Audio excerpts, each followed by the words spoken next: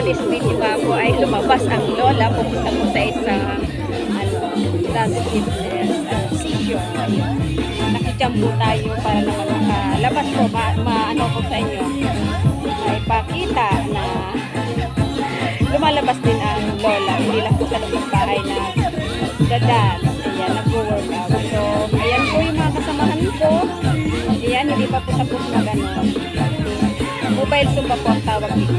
Ang ibig sabihin po, pag mobile Zumba, pumupunta sa isang lugar, hindi lang po sa pinagsisisyonan nila, hindi, iniikot nila yung barangay. Ayan. So, ngayon po nandito kami sa Zone 5, Santo Domingo, Calabanga. Ayan po yung mga kasamahan ko, nagda-dance-dance pa. Ayan. So, lagi pong sinasabi ng lola na hindi hadlang yung pagiging moms natin para hindi tayo makapag-exercise every day. So, kailangan lang po talagang ma-motivate natin yung ating mga sarili, lalo na po sa mga momsis, katulad ko.